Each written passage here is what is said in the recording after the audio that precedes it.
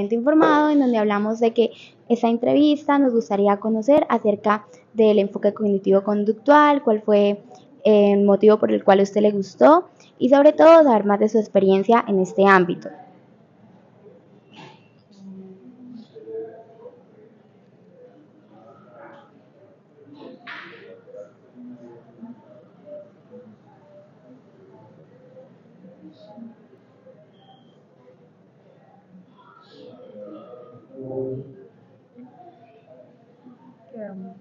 Con un tachón. No, no pasa nada.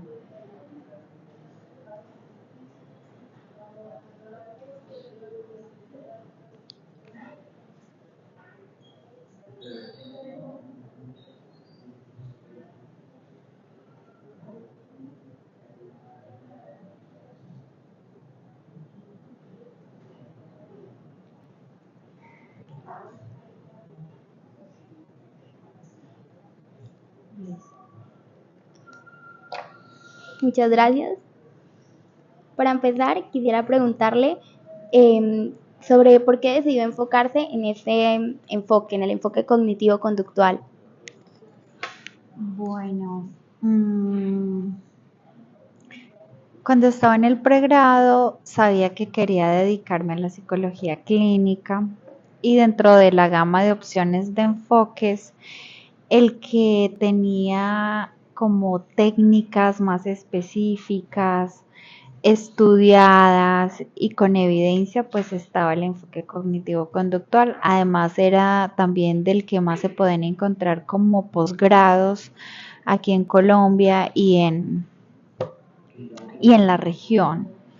Entonces, digamos que detrás de la solidez que tiene su aplicabilidad, pues fue como la principal razón por la cual seleccioné ese enfoque para formarme, porque tiene esa solidez.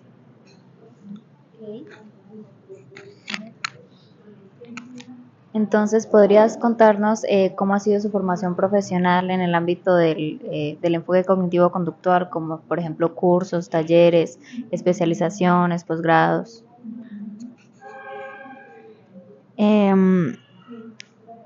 Inmediatamente terminé la beca de joven investigadora, que fue justo después de graduarme del pregrado, como año y medio o 2 años después, empecé una maestría en psicología clínica y de la salud con enfoque cognitivo-conductual. Y allí, pues, esta maestría además no era una maestría investigativa, que es lo que buscan muchos posgrados a nivel de maestría. Una formación puede ser de profundización o de investigación. Las especializaciones suelen ser profesionalizantes, o sea, te enseñan cómo hacer las cosas. Pero yo necesitaba una maestría para seguir en el área de la educación, de manera que pudiese seguir vinculada como docente, porque en ese momento ya tenía experiencia docente y seguir también trabajando en la investigación, pero que pudiese al mismo tiempo aprender cómo hacer lo que yo quería, que era clínica. Entonces, elegí una maestría profesionalizante. Yo ya tenía experiencia en investigación, en ese momento había hecho lo de joven investigadora y eso me ayudaba para seguir en el área de docente. Pero a nivel de formación, pues sí no quería hacer solo la especialización porque no me servía, pero sí necesitaba una maestría y ahí la maestría profesionalizante. Esta maestría yo la hice en el Instituto Superior de Estudios Psicológicos, que tiene ese enfoque, ¿cierto? Como enseñar cómo hacer las cosas. Y tuvo una duración de 2 años. En ese periodo, esa fue una formación virtual, y en ese periodo pues tuve diferentes herramientas para la formación. Adicionalmente, bastante tiempo después, la verdad, porque duré bastante tiempo pues dedicada a la docencia, a la investigación. Luego, no recuerdo cuánto tiempo después, pero pasaron un par de años, varios años, estuve complementando con cursos. Bueno, ahí ya me salí también un poquito del enfoque cognitivo-conductual, aunque se considera que la terapia de desensibilización y reprocesamiento a través de los movimientos oculares se encuentra dentro de las terapias de tercera generación del enfoque cognitivo-conductual. Entonces, varias de las formaciones complementarias que he tomado han sido del Colegio Colombiano de Psicólogos, que es como, digamos que han sacado cada vez más ofertas y más prácticas también, o sea que necesita hacerse, atenderse. Entonces, eso ha sido así como a nivel general, el posgrado, la maestría, la formación en terapia MDR y cursos adicionales en el Colegio Colombiano de Psicólogos, casi todos, y diplomados de salud mental o diplomados más generales.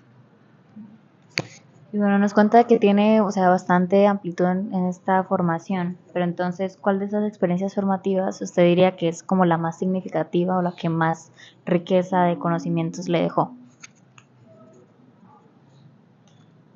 No sé si puedo elegir uno.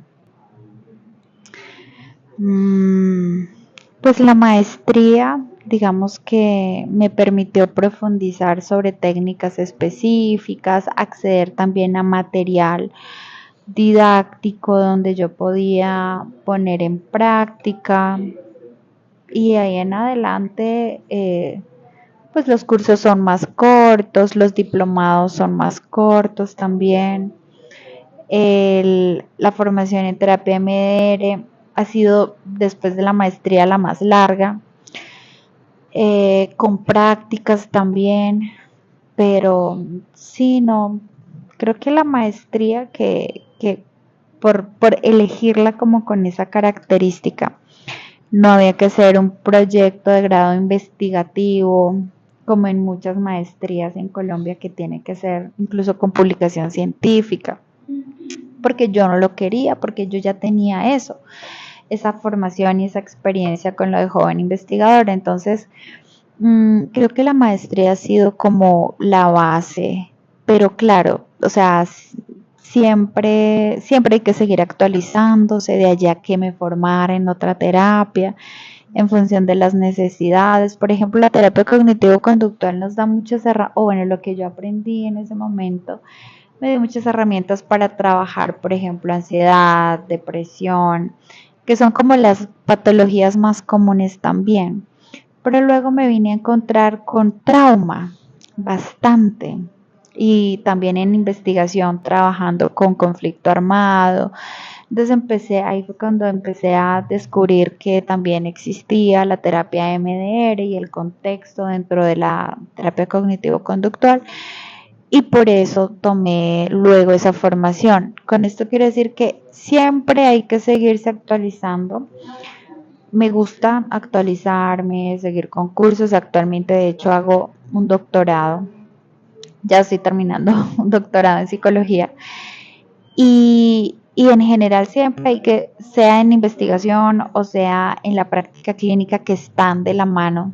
Sí, hay que seguirse actualizando porque siempre algo va a cambiar. Las personas no son las mismas, los problemas también vienen siendo diferentes, el contexto también le va dando a uno como que necesita. Por ejemplo, eso de empezar a descubrir que más allá de los síntomas de depresión o de ansiedad está todo el componente del trauma. Y ahí me he quedado como en esta parte del trauma.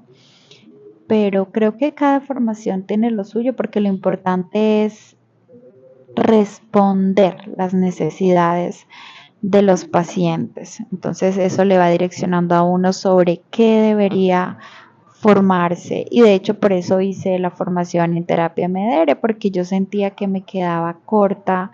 Sí, aliviábamos un síntoma, pero seguía, entonces era como, bueno, ¿qué falta? ¿Qué puedo hacer?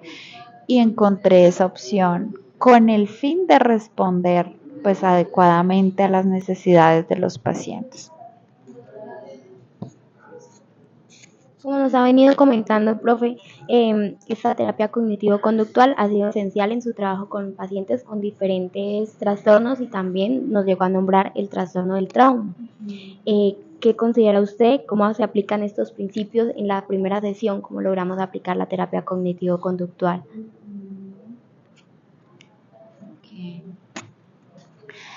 La terapia cognitivo-conductual es muy estructurada, entonces tiene como unos lineamientos básicos.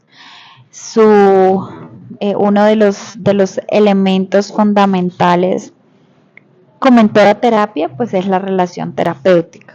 Sí, o sea, incluso los más conductuales que se enfoquen en la terapia netamente conductual de conductismo clásico, deben establecer una adecuada relación terapéutica. Entonces, en un contexto terapéutico, siempre lo fundamental es poder generar ese clima de confianza, esa relación directa, abierta, de cercanía con los pacientes. Eso es fundamental y creo que es lo que más me ha permitido mantener los procesos o avanzar en los procesos, porque llegan muchos pacientes reportando que vienen de otros profesionales porque no les gustó.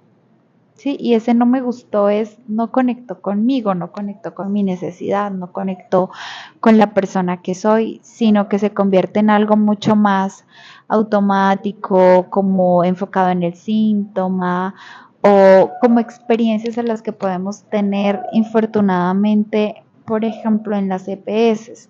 Sí, entonces queda ahí como, sí, iba buscando como un espacio y no lo encontré. Entonces, lo primero es la relación terapéutica. Lo segundo es la aproximación objetiva. Entonces es importante ir midiendo desde la primera sesión características de la problemática, desde la frecuencia, la duración, la progresión. Y entonces ahí hay muchas maneras de hacerlo, pero pues sí es importante indagar por las causas, es importante indagar por las variables causales, pero también las variables que vienen manteniendo la situación problemática, identificar variables modificables y no modificables, porque por ejemplo en trauma específicamente vamos a encontrar variables que no son modificables, ¿sí? Entonces las experiencias adversas de la infancia, que es un concepto que cada vez está tomando más auge en la clínica, son acontecimientos que no se pueden modificar, ¿cierto? Entonces hubo abuso sexual, hubo maltrato infantil, hubo negligencia, pero esto no lo podemos modificar. Sin embargo, la identificación de estos eventos son cruciales para entender las variables causales de la problemática. Y eso le permite también en alguna medida al paciente conectar con las necesidades que tiene, porque una persona puede llegar hablando de procrastinación, que ese es su problema, ¿sí? Y resulta que detrás de esa procrastinación es solo la puntica del iceberg. Entonces, ese proceso de traducir la problemática del paciente, entendiéndolo como una formulación, ¿cierto?, del caso donde hay un análisis funcional de la conducta y que se acompaña de unos procesos de medición objetivos, aplicando escalas. Eso es lo otro que a veces también identifico. Personas que ya han estado en otros procesos, pero nunca les han aplicado una escala psicológica o una prueba estandarizada, ¿no? O de ningún tipo. Entonces, es como, eso es muy importante en el enfoque cognitivo-conductual, poder medir objetivamente los diferentes síntomas o la problemática en general. Entonces, la relación terapéutica, la medición objetiva y la indagación adecuada de las variables que rodean el problema. Creo que serían como 3 elementos importantes. Bueno, nos hablaba de que precisamente este enfoque suele ser bastante estructurado. Entonces, desde su experiencia, desde su conocimiento, ¿cómo hace para nivelar precisamente el no perder el enfoque y el ser capaz de llegar a tener esta relación con los pacientes que realmente no se puede hacer de manera estructurada, porque al final es conectar con otra persona? Claro, ahí lo primero es darle prioridad a la persona, ¿no?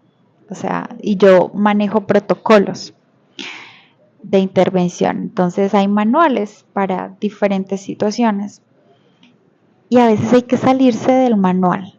Entonces es ahí siempre darle la prioridad a la necesidad que tiene el paciente. O sea, tú vas en el paso 3 y hoy nos toca el paso 3 y entonces saludamos, ¿cierto? Retomamos, evaluamos lo que se haya dejado a nivel de tareas terapéuticas, si hay tareas terapéuticas que sí suelo manejar, tareas terapéuticas, por supuesto, desde el enfoque cognitivo-conductual, esa es otra característica, el manejo de tareas terapéuticas. Pero el paciente hoy viene, no sé, con algún malestar, con alguna sintomatología exacerbada, entonces, no es lo más importante seguir con el paso 3 que me dice el manual que debe ir, porque sino atender eso que se está presentando en el paciente. Entonces, yo creo que la manera de equilibrarlo es estar receptivo, atento, conectado con el paciente para poder identificar qué es lo que le está pasando.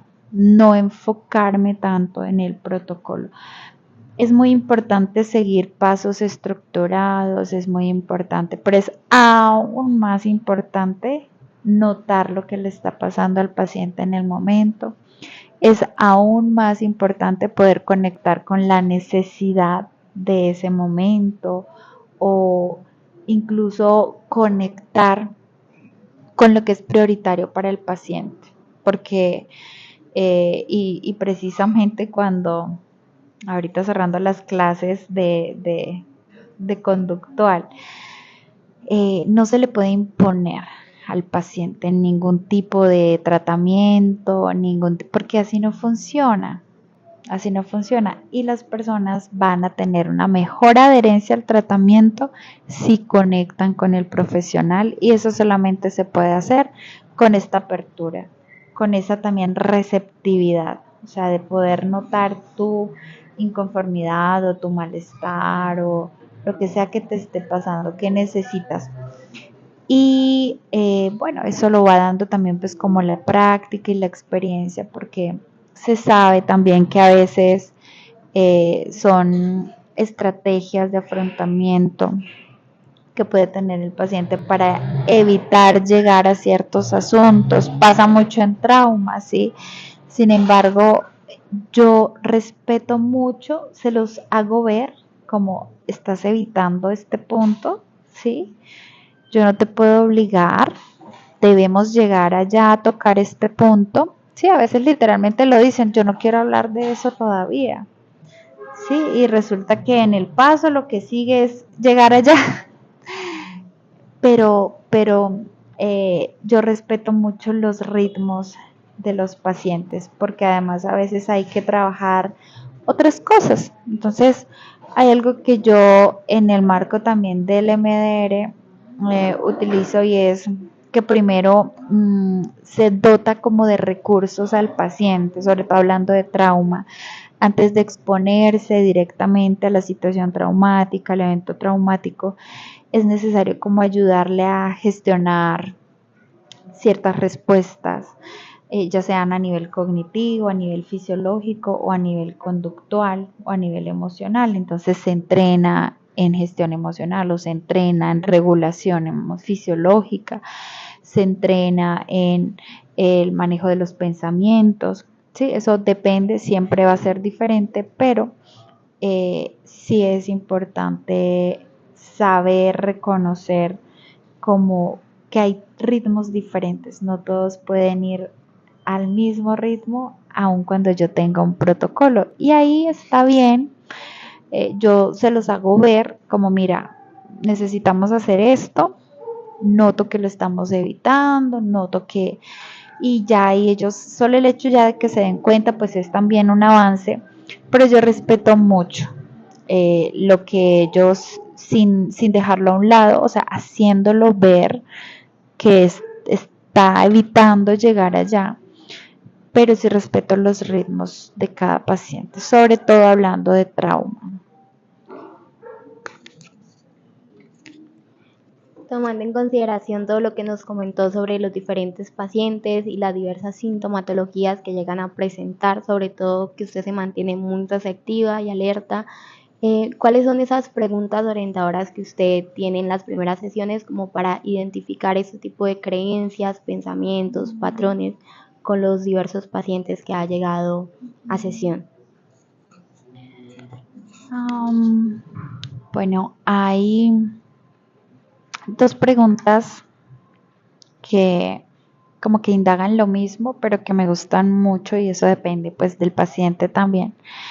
Una tiene que ver, es súper amplia y ya luego eso me permite como ir profundizando en los aspectos que vaya mencionando o no. Pero esa pregunta es como si tuvieras que contarme la historia de tu vida desde el momento en que naces hasta el día de hoy, ¿cómo sería? Cuéntamela desde el momento en que naces, dónde naces, quiénes están ahí cuando llegas al mundo y qué va ocurriendo hasta el día de hoy.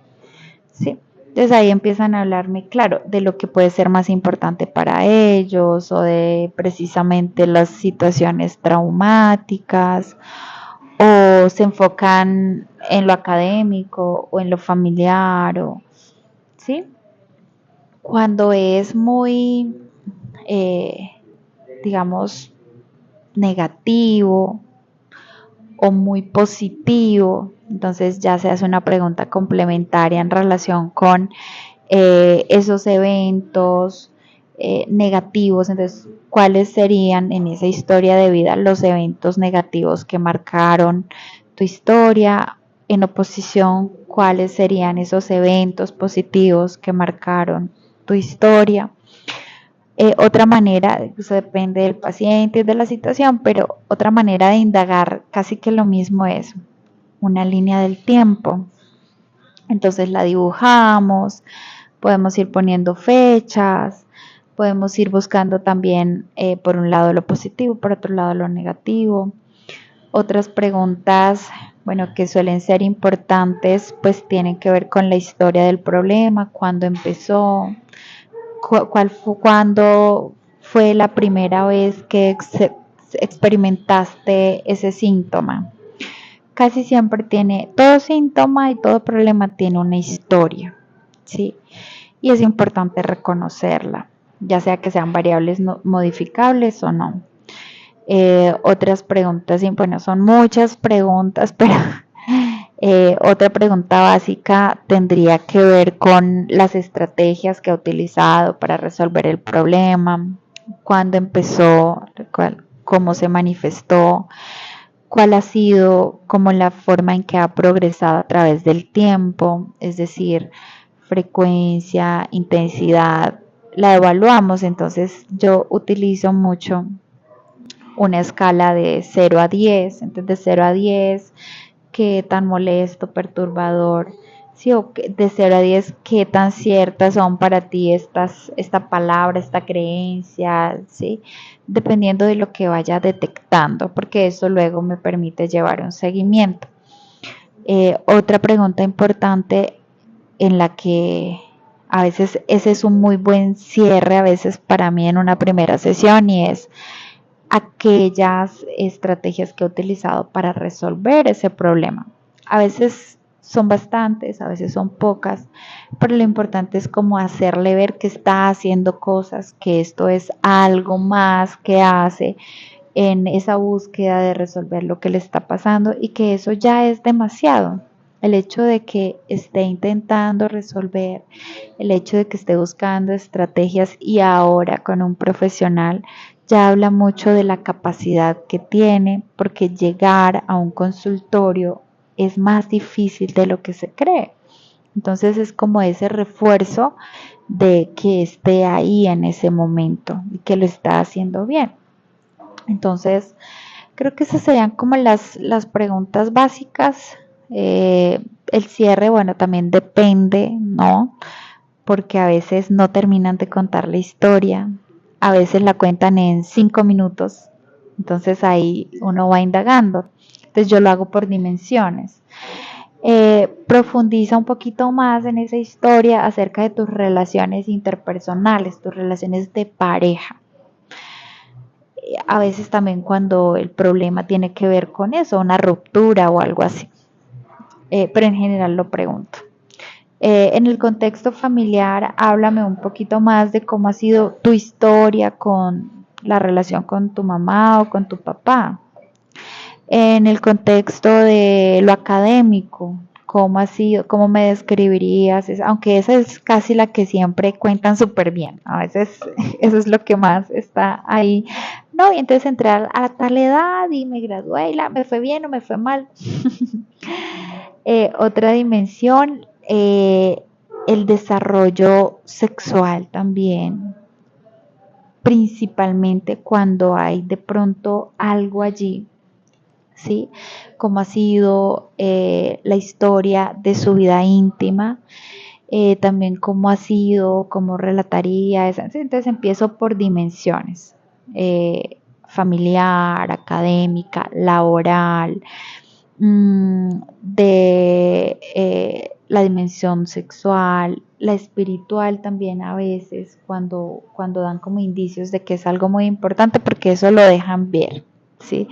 Desde el principio, como hacen algún comentario o algo, y eso a veces sirve mucho, es una de esas estrategias base que nos va a ayudar a que tenga como más recursos en la medida que se vaya avanzando en el proceso. Entonces, pues creo que de manera general son algunas de las preguntas básicas. Bueno, y una vez se inicia ya toda esta parte, ya se tiene la información base sobre la historia de vida del paciente y todo, ya se entra a trabajar el problema, ¿sí? Como el enfoque cognitivo-conductual se caracteriza mucho por estas tareas que se le dejan, me gustaría saber qué tareas deja usted normalmente según el tipo de problemática. Desde la primera sesión empiezo a dejar tareas y ya luego vamos viendo pues qué tan motivados están los pacientes para ejecutar dichas tareas. Cuando el paciente, bueno, eso depende del problema, pero casi siempre lo primero tiene que ver como con un registro. Sin embargo, yo lo pongo desde otra perspectiva o lo planteo desde otra perspectiva como autoobservarse. Entonces les indico que van a empezar a observarse de una manera más consciente para poder darnos cuenta de cómo se está dando en el momento el problema. A veces casi que de manera no complementaria sino inicial porque les cuesta describir el problema. Entonces vamos a observar esto y lo vas a registrar. Yo les muestro cómo sería el registro, se los dibujo y se los envío como un formato específico. Esa es como una tarea básica que casi siempre está allí implícita. Otra tarea que yo pongo casi siempre con mis pacientes siempre se ha podido, solamente una vez no se podía, porque era un problema de consumo de sustancias con un joven que ya incluso había sido habitante de calle, entonces tenía como una alteración en sus diferentes procesos cognitivos. Entonces la aplicación de instrumentos yo la explico dependiendo del paciente y los envío para que los diligencien de manera online o algunos en PDF, dependiendo de cuál sea el instrumento. Esa es una tarea que yo suelo dejar. Digo que con mis pacientes, con el tipo de pacientes que yo manejo se puede, porque no con todos los pacientes se puede hacer de esta manera, ¿sí? Entonces, por ejemplo, este caso en el que este paciente no tenía como la capacidad, sabía que no tenía la capacidad para entender y llenarlos fuera de sesión, lo hicimos dentro de la sesión. Otros casos donde han sido personas mayores que requieren como que se les lea las preguntas, que sea como más orientado, acompañado, se hace dentro de sesión. Pero la mayoría de casos son que son jóvenes, adultos jóvenes o de mediana edad, yo suelo enviar los instrumentos porque eso me permite avanzar como un poquito más rápido. O sea, si no hay necesidad de que las pruebas se llenen en la sesión, yo las suelo enviar como tareas. Y les pido, eso sí, que yo les digo que yo voy a estar disponible para responder las preguntas en un horario específico, en un momento. Entonces, si ellos tienen duda o algo, me pueden escribir o llamar para aclarar. Pero pues en general las pruebas estandarizadas son muy claras, son muy cortas, ¿sí? Entonces, digamos que casi nunca me ha pasado, pero sí a veces me escriben como esto, ¿sí? Y yo estoy ahí para responder o aclarar. Sí, nunca me ha pasado, pero es algo que puede pasar, que espere y lo hagamos en sesión. Si está siendo muy difícil, la respondemos en sesión. Pero no me ha pasado, la verdad, porque en esa primera indagación, en ese primer contacto, al verificar que sus procesos estén adecuados, que no haya ningún tipo de alteración cognitiva, pues decido si lo hacemos en sesión o lo hace fuera de sesión. Entonces ya al elegir o al clasificar ahí bien, no he tenido como este inconveniente. Otro tipo de tareas que puedo dejar desde las primeras sesiones tiene que ver con psicoeducación, a veces ver algún video o leer algún, no texto, porque yo tengo un perfil profesional y allí tengo como las explicaciones básicas de cosas que yo suelo hablar en sesión y que les pido que refuercen fuera de sesión, qué sé yo, sobre los síntomas de la depresión, o sobre los síntomas de la ansiedad, o sobre incluso a veces el proceso terapéutico, cuál es el proceso. Aunque eso está en el consentimiento informado, hay personas que sí, como que lo dicen, es que es mi primera vez en terapia, yo no sé cómo funciona, yo quiero saber bien, bueno, y esto cómo es. Entonces yo les envío como esa información para que entonces, tareas de psicoeducación para que ellos lean, ya no documentos, libros, sino infografías, que vean reels o que vean material que yo he elaborado, que tengo colgado en mis redes sociales profesionales, específicamente para compartir en ese tipo de casos. Entonces eso sería como dentro de lo básico. Teniendo en cuenta que nos comentó un caso donde tocó adaptar esta forma de la terapia cognitivo-conductual, ha enfrentado más casos en los que se ha tenido que adaptar a nuevos pacientes, también como esa implementación de los medios digitales ha facilitado más la forma de llegar al conocimiento, de llegar a esas herramientas para comprender más lo que se ahonda en una sesión. Bueno, sí, cada paciente tiene su, digamos, su reto. Entonces, definitivamente, siempre hay una variación, una adaptación. Quizá al principio lo que más resultó retador tiene que ver con los pacientes en los que había una sintomatología marcada relacionada con trauma. Y bueno, eso me implicó formarme más. Entonces, ahí la estrategia fue formación. Y un caso específico porque, pues bueno, o sea, era una mujer profesional, laboralmente activa, pero tenía todos los tipos de violencia, había vivido todos los tipos de violencia que tú quieras, ¿sí? Desde el conflicto armado hasta el abuso infantil, sexual, todo, o sea, todos los tipos de abuso y violencia que tú quieres. Entonces yo decía, oye, lo que yo hago con esta paciente no me alcanza. Y ese fue como el primer reto que tuve ahí para poder como atender estas necesidades. Y lo pude hacer, pudimos avanzar, sí, pero fue como la que motivó en ese momento a formarme de otra manera.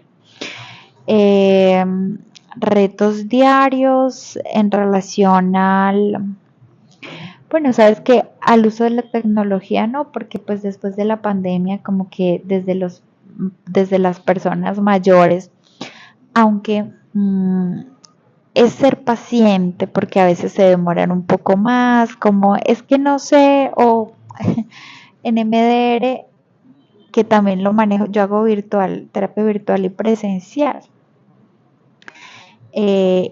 A veces incluso hay más virtual que presencial, porque incluso en la misma ciudad, porque a la gente se le cruza con una clase, con el trabajo, sí, entonces, y a veces híbrido, o sea, como que nos vemos primero presencial y luego migramos a virtual. O personas que este fin de semana, alguien que está en Bogotá trabajando, pero es de aquí, de la ciudad, entonces nos hemos visto virtual, él allá trabajando y vino este fin de semana, nos vimos presencial. Entonces, eso lo que ha hecho es facilitar una paciente que siempre nos hemos visto presencial, pero empezó a estudiar inglés los sábados, que es cuando nos vemos. Entonces, migramos a virtual. Entonces, eso ha sido más bien como algo que me ha permitido adaptarme y ajustar el buen desarrollo de los procesos. En casos, por ejemplo, hace tiempo, un caso de una pareja de adultos mayores, ellos, pues ser paciente, ¿no? Como, ¿qué le oprimo? Entonces hay que tener también mucha claridad para poderles indicar. Pero ya, simplemente eso. A veces también en MDR manejamos estimulación bilateral y yo les envío un link y ellos deben ir allá y seguir el punto en la pantalla. Y entonces a veces cuando estamos en el Meet es como que se les pierde. No, es que no sé dónde estoy, no la veo, no veo el punto, pero no la veo a usted. O no sé dónde está. Donde hay 3 punticos, entonces ya uno debe saber. Y no son personas mayores, ¿sí? Entonces donde hay 3 punticos, ahí hay un símbolo que es como una hojita, entonces hágale clic, sí, como ser paciente y poderles explicar muy bien cada paso, cada elemento que se vayan presentando allí. ¿Qué otro ajuste? Bueno, así como en general lo que recuerdo, pero claro, cada paciente implica un ajuste, cada ficha de registro se ajusta a las necesidades del paciente, pero así como de pronto retador, esto, ¿no? Que mencionaba en el uso de la tecnología, pues de ser paciente a nivel presencial, un caso de consumo de sustancias donde, bueno, los retos que implican casos agudos, donde los pacientes llegan ya en un punto, o sea, llegan como tarde, ¿no? O sea, tarde en qué sentido? En que hace mucho tiempo están con síntomas. Por ejemplo, recuerdo una vez, esto siempre es un reto, no deja de ser algo como tan, pero un paciente que llega con ideación y con un riesgo alto, ¿sí? Entonces, la sesión se enfoca en eso, ¿sí? Entonces hay que de una vez contactar un familiar, acompañar para que pueda ir a hospitalizarse. Infortunadamente, bueno, hay todo el proceso de convencer a través de la psicoeducación, persuadir para que acudan, porque ya hay historia de intentos de suicidio. Entonces, esto implica siempre un reto para poder ser asertivos, porque no es tan sencillo como tienes que hospitalizarte. Entonces, mira, voy a llamar a tu familiar y van. No, hay que persuadirlos, hay que explicarles la importancia, hay que de pronto también hablarles un poco de lo incómodo que puede ser, porque es incómodo, ¿no? Es incómodo, o sea, no es bonito hospitalizarse. A veces es, a veces es más complejo de lo que quisiéramos. Entonces, yo sí soy muy cuidadosa con eso, porque hay que evaluar muy bien los casos en los que realmente es necesario, casos en los que ya, o sea, tienes que ir a hospitalizarte y persuadirlos para que lo hagan, porque muchos piden su alta voluntaria. ¿Sí? Entonces, una vez una familia como con baja escolaridad, este chico, era un chico, un joven, un adulto joven, pero bastante joven, y como sin una red de apoyo como muy cercana. Entonces, claro, llamar al papá también, a un familiar, en ese caso a un padre, y explicarle, o sea, decirle, mira, esto es serio, ¿sí? No es como escuchamos que no, tienes que afrontarlo como puedas, porque yo también he tenido problemas, sí, o sea, eso es retador, pero hay que llegar hasta esas instancias, porque no es tan sencillo como decir, tienes que hospitalizarlo y ya. No, hay que entrar a conversar con la familia también. Y he tenido varios casos de ideación, de intento, de recaída. Entonces, cada situación hay que evaluar muy bien qué es lo mejor para el paciente y hablarlo, conversarlo, ser muy asertivos, porque como en todo, a veces ellos desconectan con eso, como qué tal, ¿no? O sea, hospitalizarme de una vez o no creas, las personas llegan ahí con sus creencias, con sus prejuicios, con sus temores, y hay que conversarlo muy bien. La familia también cuando se hospitaliza se angustia mucho, entonces hay que acompañarlos también. Esos casos de hospitalización son retadores en ese sentido. Hay que dar un acompañamiento no solo al paciente, sino a todo el contexto familiar, psicoeducarlos, ayudarles a gestionar la angustia, porque a veces piensan que eso es peor, piensan que no, ya allá, mejor dicho, se van a volver locos o cosas así. Y hay casos en los que no hay, o sea, esa es una opción muy necesaria, porque la persona no está logrando regularse y sí puede hacerse daño y sí puede tener un intento y sí puede, o sea, hay un riesgo muy alto. Y explicarle esto a la familia y a las personas es una tarea. Es una tarea ardua, pero necesaria, y donde hay que ser muy asertivos para llegarles, ¿sí? Y que ellos comprendan. Y ellos preguntan, o sea, ellos confían y creen en la palabra del profesional, pero si hacemos esto y no será mejor esto otro, y claro, entonces si ve que es como yo le digo, o sea, cuando son familias hay muchas preocupaciones de fondo, entonces hay que ser muy asertivos, o sea, aquí el, las palabras que utilicemos, la forma de llegar a no solo el paciente en primera instancia para persuadirlo, sino también a la familia son importantísimas, porque no es como yo me quito la responsabilidad y bueno, y fírmame acá que yo te dije que te tenías que hospitalizar.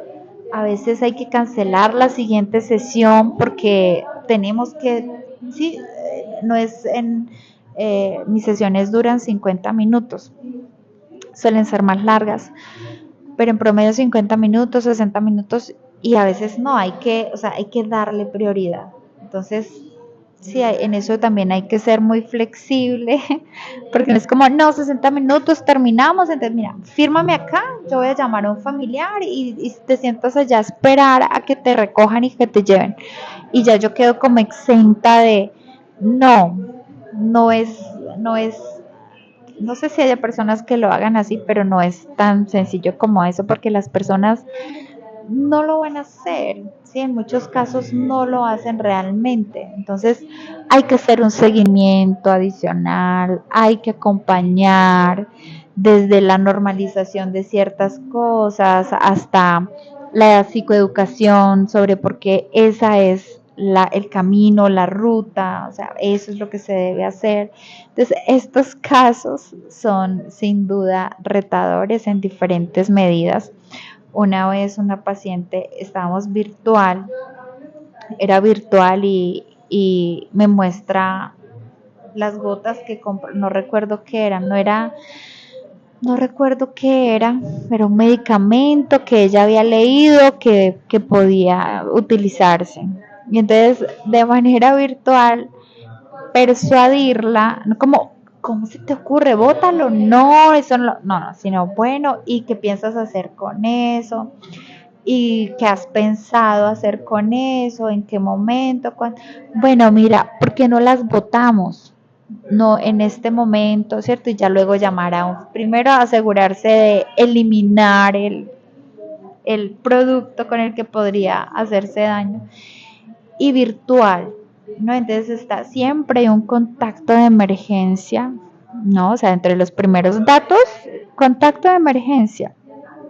Yo aquí uso mucho la tecnología, yo tengo varios datos de ellos antes de la primera sesión porque llenan un registro sociodemográfico, o sea, yo los caracterizo desde su EPS, contacto de emergencia, los datos básicos, ¿sí? Eh, porque, bueno, en cualquier momento ese contacto de emergencia es fundamental.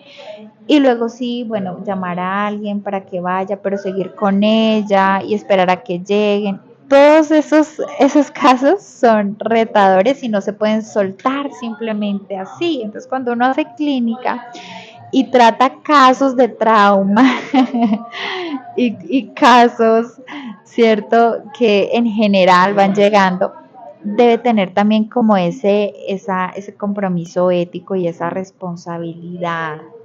Sí, creo que es no perder de vista el beneficio del paciente, que siempre, bueno, qué es lo que le beneficia al paciente. Entonces, ahí el acompañamiento y el compromiso y la ética también, porque no se puede en alguna medida, hay pacientes que no se pueden simplemente soltar así, porque ya no volvió, porque hay casos complejos y difíciles. No digo con esto que uno tenga que estar disponible 24/7, porque creo que es algo en lo que tengo unos límites muy, muy claros, muy medidos también, pero sí hay una disponibilidad que hay que tener, porque hay casos de casos en los que el compromiso debe ser un poquito más y eso hay que evaluar.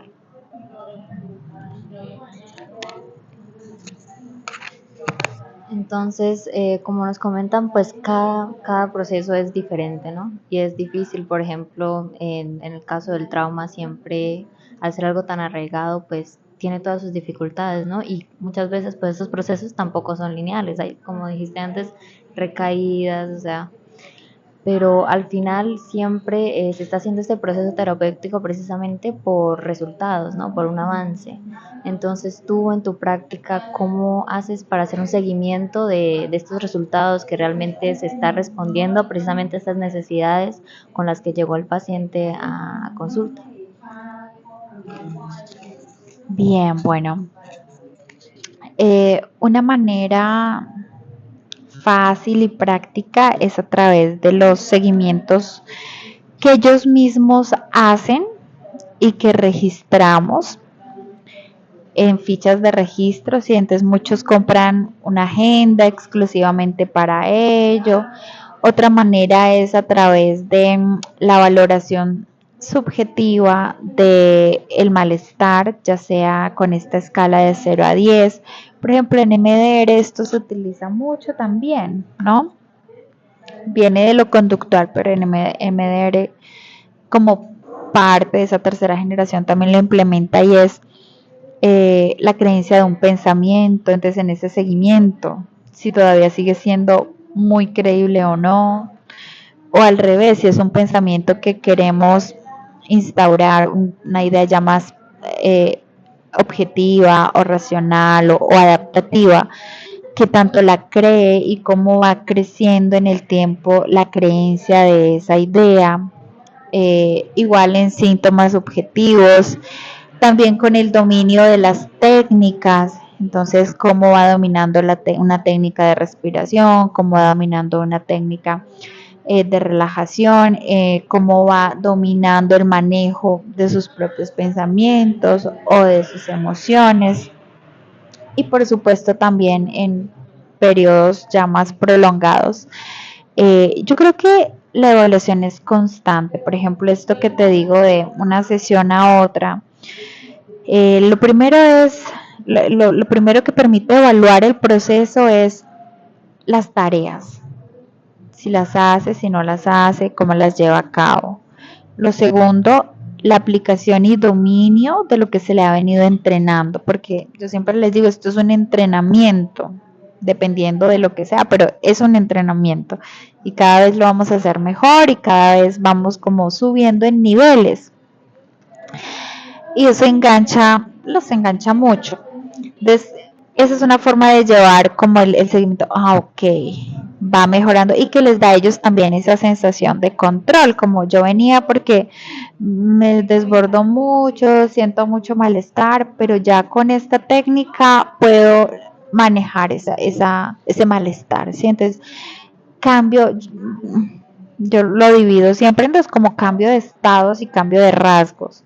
El cambio de estados lo manejo mucho con las técnicas cognitivo-conductuales, de manera que, por ejemplo, la respiración para bajar la activación, o el entrenamiento del mindfulness, o el entrenamiento, entonces, de técnicas de relajación, o para el manejo de los pensamientos, dependiendo de cada caso. Y entonces esto nos ayuda a manejar estados, le da una sensación de control al paciente y también le permite adherencia porque desde el principio va viendo como cambios, o sea, ya puedo manejar eso. Y en el cambio de rasgos, en el caso de trauma, ya es lo que se trabaja con MDR, por ejemplo. No en todos los casos se aplica terapia MDR, ¿cierto? Pero sí la mayoría de casos que manejo está implicada la terapia MDR. Entonces ahí ya hay un cambio de rasgos que es como ir a buscar lo que causa esos síntomas que está manejando y que está logrando cambiar. Entonces, eso también permite llevar el seguimiento, que si el malestar empezó en 7, cómo se ha venido reduciendo, si la creencia adaptativa me la creía en 1, cómo ha venido creciendo a través del tiempo. Y los instrumentos de seguimiento, las pruebas psicológicas con las que se empezó evaluando para llevar el seguimiento de cómo va la manifestación de la sintomatología. Bueno, la verdad es que es un recorrido de bastante admiración. Yo creo que Paula estará de acuerdo conmigo. Es algo pues que viene con mucho trabajo, con mucha formación precisamente. Y nos gustaría si podría darle un consejo a todos estos estudiantes de psicología que también están aprendiendo, que tal vez se puedan interesar por este enfoque y quieran saber, bueno, por dónde empiezo o qué tendría que tener en cuenta yo para poder llegar a tener pues precisamente este manejo a la hora de salir al mundo laboral. Bueno, creo que son dos elementos. Por un lado, la formación, ¿cierto?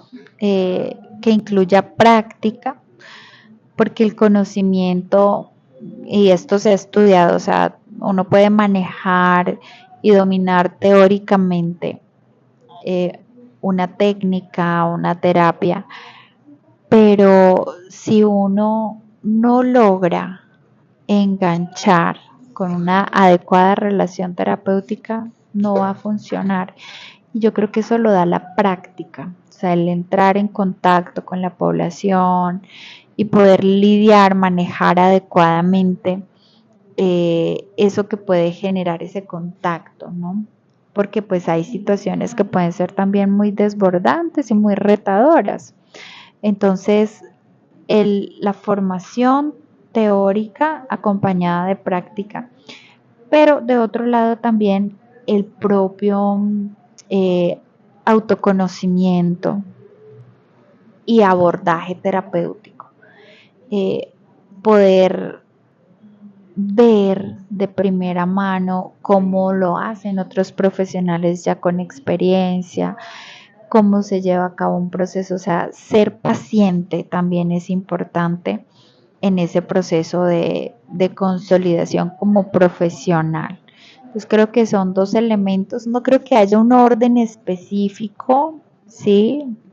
No es como secuencial, ni en cada caso cada uno sabe como cuál sería el momento o el tiempo. Hay personas que se sienten muy bien para empezar a tener contacto con la población, con esta realidad, con la población clínica, con todas estas problemáticas. Hay otras personas que no, que de repente sienten que primero quisieran abordarse, revisarse, pero sí creo que es complementario y deben llevarse a cabo. ¿Sí? La formación teórica acompañada de práctica y la propia revisión, observación y el propio abordaje a través de sus acompañamientos terapéuticos. Bueno, profe, ¿y hay algo más que le gustaría compartir acerca de este trabajo, acerca del enfoque cognitivo-conductual que más le ha brindado, ha hecho que le coja como, por así decirlo, con palabras coloquiales, cada vez más amor a esta parte de la carrera profesional de psicología? Bueno, yo creo que pues la mayor satisfacción, como en toda profesión, cuando tú logras ver el avance, cuando logras ver que la persona tiene como esa resolución del problema y además se siente bien, pues esa es una gran satisfacción. Pero también trae retos, que es cuando no sale, cuando hay algo que no estamos como revisando bien de pronto y no hay avances, porque como en toda profesión y como en todo quehacer, esto se puede presentar. Entonces es definitivamente tener una vocación para poder estar pensando siempre en el beneficio de los consultantes, hacerlo con mucha ética, porque es un contexto en el que las personas pueden ser muy vulnerables y hay que entender esto, ¿sí? Hasta dónde va mi rol y cómo voy a desempeñar ese rol desde lo ético ante esa vulnerabilidad que me presentan las personas. Entonces hay que, sí, conectar con esa vocación, no perder nunca de vista la ética en ese quehacer, disfrutar, sí, los momentos en donde, pues, como en todo, lo logramos, ¿cierto? Lo logré, me siento orgullosa de este avance, de este logro, porque eso se comparte con el paciente, pero también la adecuada resolución